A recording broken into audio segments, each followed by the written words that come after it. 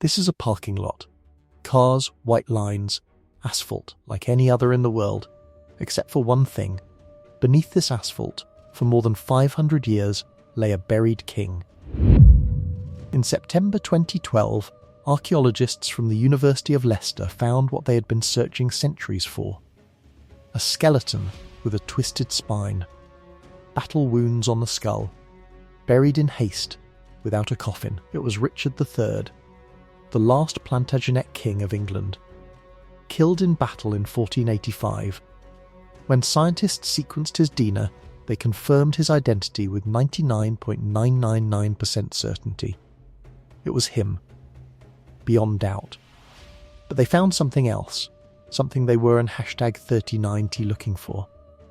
Something that affected not just a medieval king dead for 5 centuries, something that reached all the way to the bloodline that sits on the throne of England today.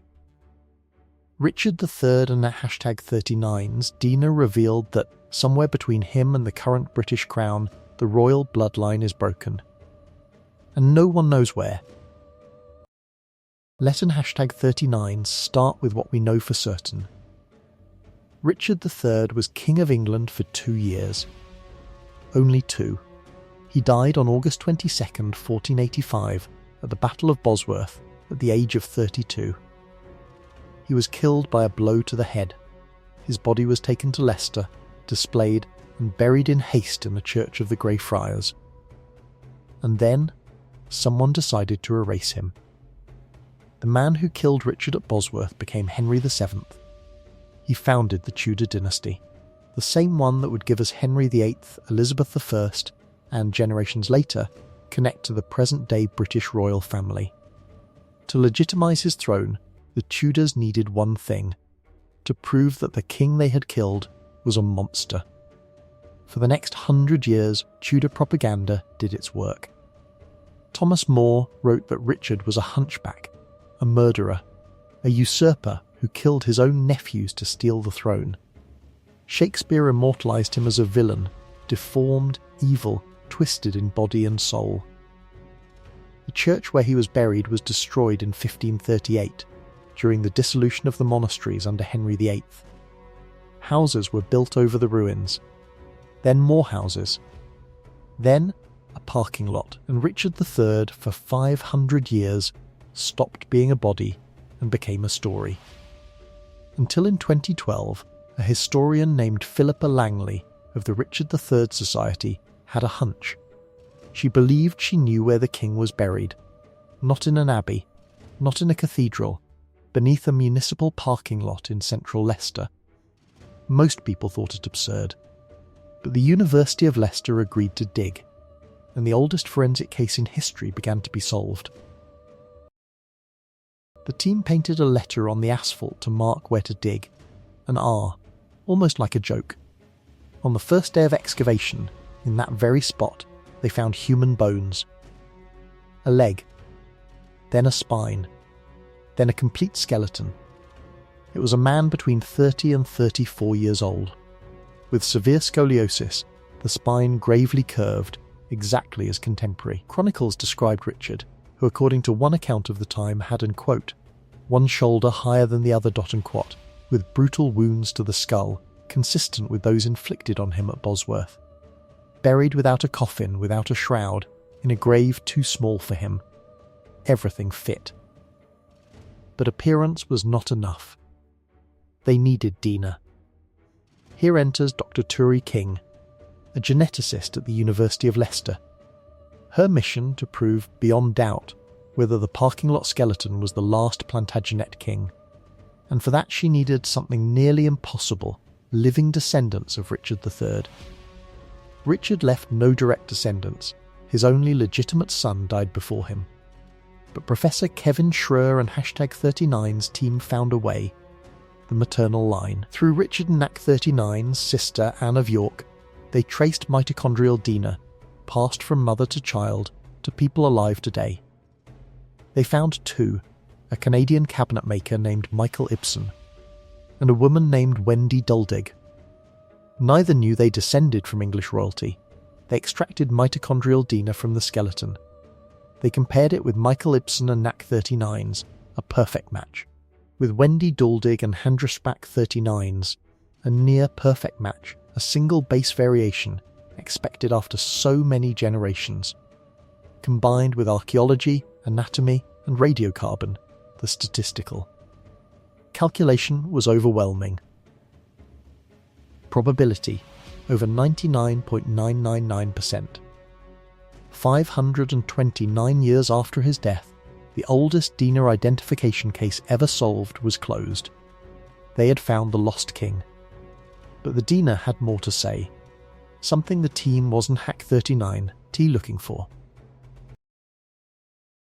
While analysing the mitochondrial DNA that proved Richard and Hack 39's identity, the team decided to also sequence the Y chromosome, the one passed from father to son, intact, generation after generation. If they found living male-line descendants of the family, they could compare. A match would be a double confirmation. A non-match would be something far more interesting.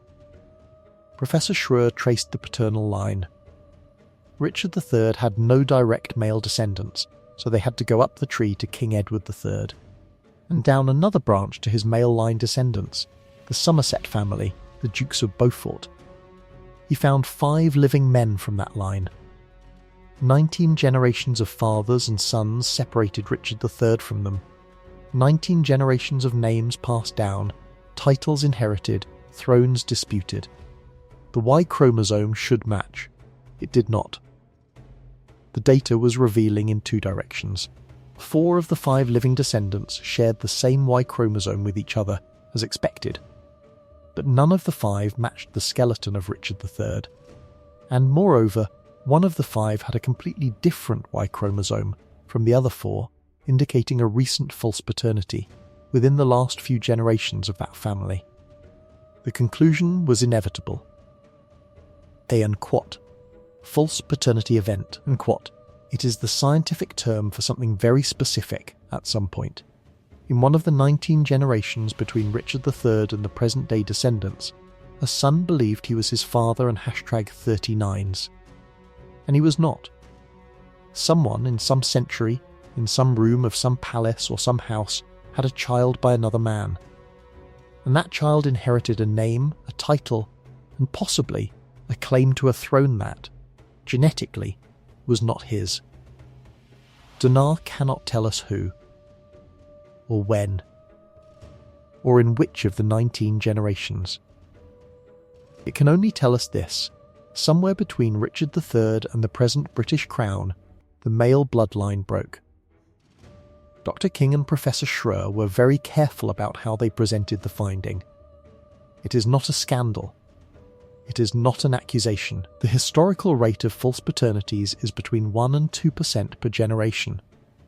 Across 19 generations, finding at least one break is, statistically, almost expected.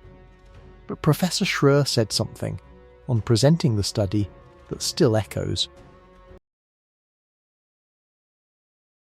Speculative questions over succession, said by a genealogist in an academic presentation. And what it means in plain language is this: the male line between Richard III and the Dukes of Beaufort passes through John of Gaunt, son of King Edward III. And the legitimacy of the Tudor dynasty, Henry VII, Henry VIII, Edward VI, Mary I and Elizabeth I, rested, in part, precisely on their descent from John of Gaunt. If the false paternity occurred at a certain point in that chain, the claim to the throne of an entire dynasty is, genetically, called into question. We Dornstack 39T know where the break occurred. It could have been before the Tudors, it could have been after, it could have been once, it could have been several times. The bloodline running from Richard III to the present crown passes through the Plantagenets, the Tudors, the Stuarts, the Hanoverians, and the Windsors. And somewhere in that chain, there was a father who was not the father history recorded. Science, for now, cannot point to it. In March 2015, Richard III and #39's remains were buried again. This time, not beneath a parking lot, but in Leicester Cathedral, with royal honours. Members of the British royal family attended, 530 years after his death, The last Plantagenet king finally received a worthy tomb, but the dina that identified him left an open wound. For 500 years, the official history of the English crown was a straight line. One father, one son, one throne. And a team of scientists analysing the bones of a king buried beneath a parking lot proved that straight line has a crack. We dawn on #39 to know where it broke. But we know that it broke. And that alone changes forever how we look at the crowns of kings. Every bloodline tells the truth.